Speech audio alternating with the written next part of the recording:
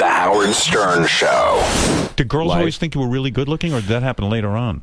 I wasn't aware, if so. Like, I'm not that guy. Like, I don't look at myself that way. Were you a football player or something? Because you're pretty jacked up. Well, no, I was a martial artist. I was into soccer. What kind of martial arts are you into? I have a black belt in Taekwondo.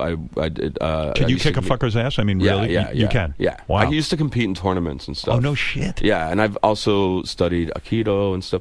But I was younger. You still study? I still train a little bit, yeah. Have you ever gotten in a real fight with someone? Yeah.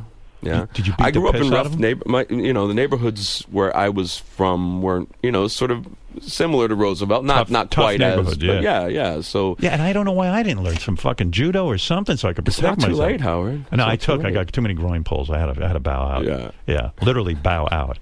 Yeah, it's unreal. So you got a black belt, huh? I do. Yeah.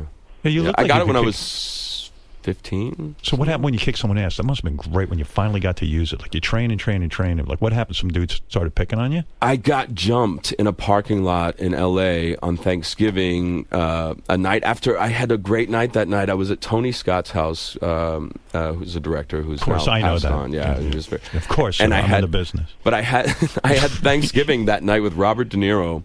I was on such a high. It was sort of like the birthday show where, I thought it was like and then I got torn down. So I went to this. So Tony Scott invites you over. De Niro's there. Yeah. This is like a big night for you. Oh, yeah, man. I was like, 20 years old. I'm watching De Niro like eat turkey and. How'd you know Tony Scott? Were you working for him on a film? I had my first big role in a movie was with his brother Ridley Scott, right? On a film called White Squall with Jeff Bridges, and then I started dating Ridley's daughter.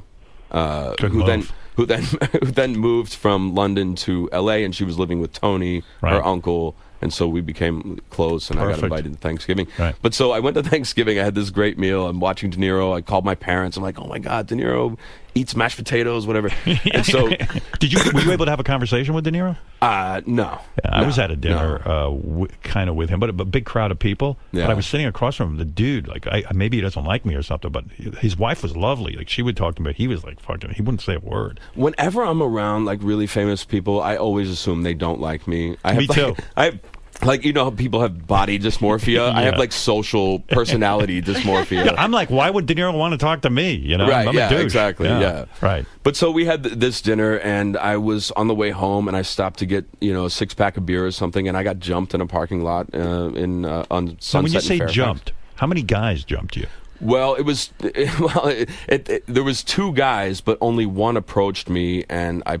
And what did he say to you? He goes, hey, asshole. No, he grabbed me. He grabbed me like it, to rob you. Yeah. And no gun involved? No.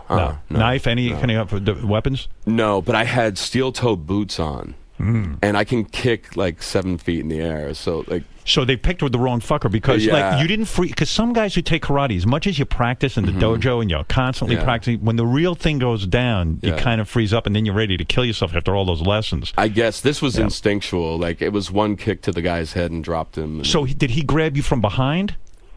Yeah, he did. Yeah, I was putting the key in my pickup truck with my left hand. He grabbed my right hand and I spun and kicked him. And so it was one kick right to the fucking head. Yeah.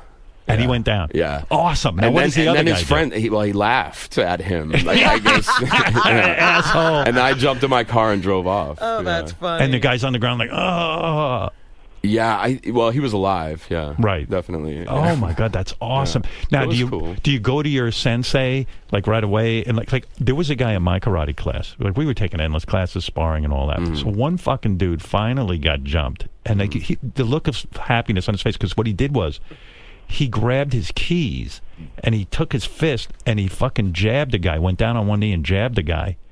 And it was the talk of the dojo that someone had a real fight. Right. So do you go run into your sensei and like, hey, dude, this shit works. No. I fucking kicked this guy right in the head. No? I didn't do that, no, because also, so when I trained and everything was in Delaware, and the story that I'm telling you was in L.A., it was after, so there was some distance, and I wasn't really in close contact with my sensei. Did you ever think maybe this was stupid? Because what if the guy had a weapon? What if he had a gun or something?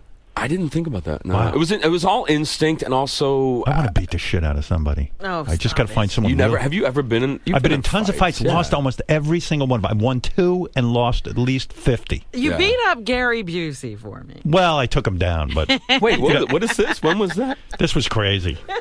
Robin, I don't know this story. How do I not know it's this so story? silly. I don't even want to repeat it. It was It's off not the air. that silly. Listen, if I don't know it, that means other listeners. We want to hear this. What? It was nothing.